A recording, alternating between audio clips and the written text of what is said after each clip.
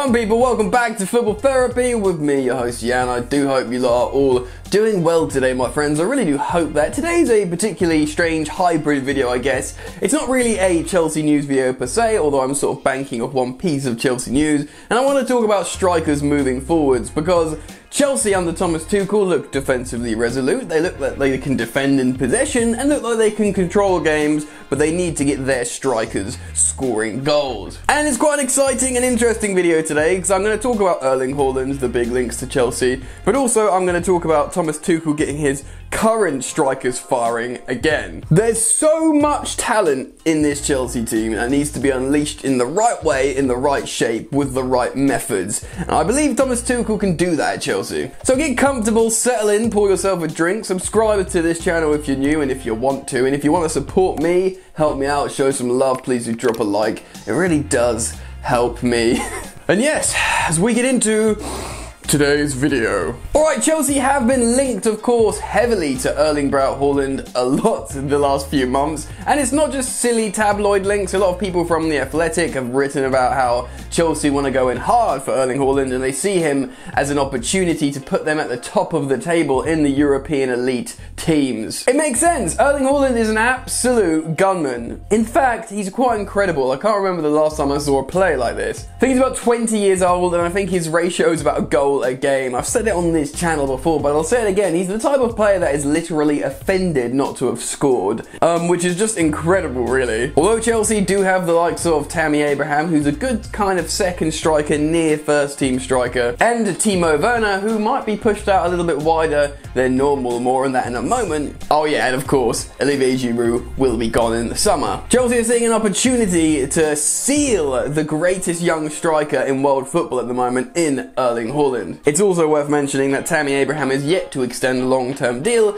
and they might want a little bit of security in terms of having a young striker moving forwards. Now, of course, Erling Haaland's contract becomes a buyout clauseable. Buyout clauseable, Jan? A buyout clause is activated in his contract, not this summer coming, but the following summer for about £66 million, which is ridiculous value for the kind of player he is. Now, Dortmund themselves might not be able to achieve top 4 in the Bundesliga this season, which is absolutely imperative for their finances. German clubs have been hit massively financially, and a club like Dortmund that see themselves at the sort of European elite table, they need that Champions League football. And in the Bundesliga, considering how good Dortmund are, they have to get top 4. It's like Liverpool not getting top 4 in this Premier League season. That's how radical it is. So if it does happen, they could be in the position where they have to sell both Jadon Sancho and Erling Haaland. Of course, their original inclination would be to keep Haaland for an extra year, sell Sancho for a lot of money.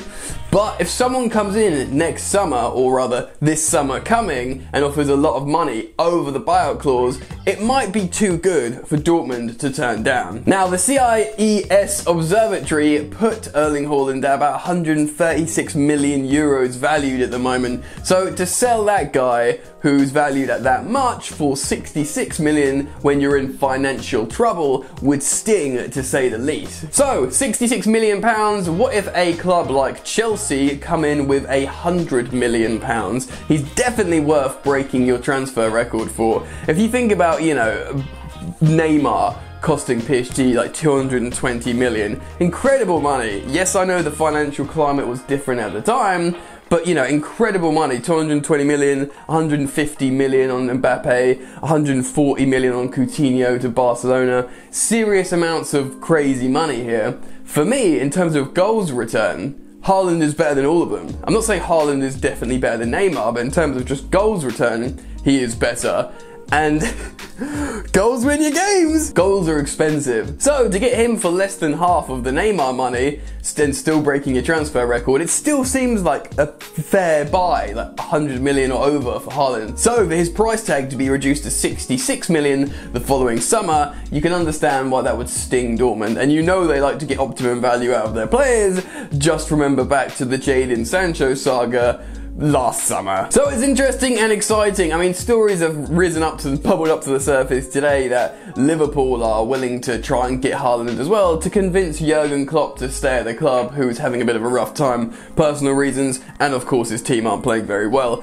But, you know, is Erling Haaland the secret to that? Here, Jurgen, have the best striker or young striker in the world. Are you going to stay? To be honest, he'll probably go, yes, thank you, I'll stay. So it's interesting, and I think Chelsea as a club are very interested in trying to allure this player over. But Thomas Tuchel has come out recently and said, you know what, guys, great, but I've just got my feet under the table. Let me look at the players I've got. Now, this is not to say if you waved Erling Haaland underneath Thomas Tuchel's nose, he would wave him away. Remember, he's used to coaching some of Europeans' best, like the aforementioned Kylian Mbappe and Neymar. But he would want to get the best out of Timo Werner. And interestingly, I want to talk about Kai Havertz as a striker. Now, Timo Werner likes to play off another striker. He did at Leipzig, and he probably will at Chelsea as well, especially in this footballing climate of the Premier League. I think he'd do better to play off another striker rather than playing down the middle by himself. Now, Thomas Tuchel's played 3-5-2s, or rather 4-back systems with 2 forwards for Paris Saint-Germain only just recently.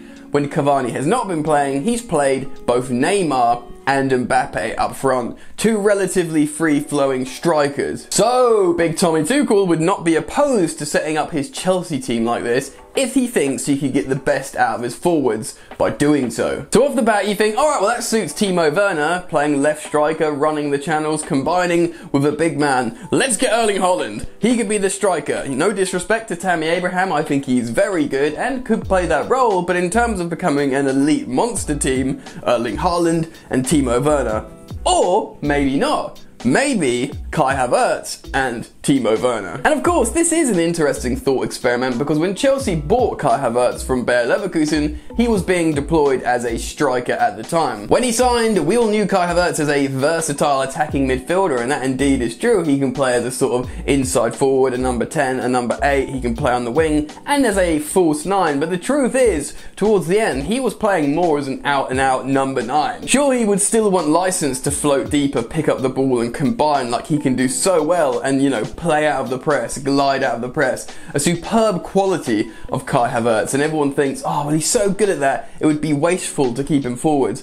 I'm not so sure. I think he could play as a striker, still do that when he drops deep, but with Chelsea's superb midfield options and a more functional midfield than Thomas Tuchel's Chelsea, why not play him as a striker? People forget that he's 6'1" or 2 and he wins headers in the box. He can do knockdowns for assists to his strike partner, which he's already done for Timo Werner this season, but he's brave as well. People think he's this gangly, shy German guy who doesn't want to get into the box, which is simply not true. We've already seen him at Chelsea be brave, win headers in the box, score headers or just put them over the bar in the 6-yard box between 2 big, hairy-ass defenders in the Premier League that want to murder you. He's not scared of that, and if he's not scared of that, then great. He's got a sweet left foot which he can finish and volley with. His weak foot in his right foot is superb as well. He can score headers, he can do knockdowns, he can make runs into the box, and he's really good with combining with other forwards, which makes him sound perfect as a striker companion for the likes of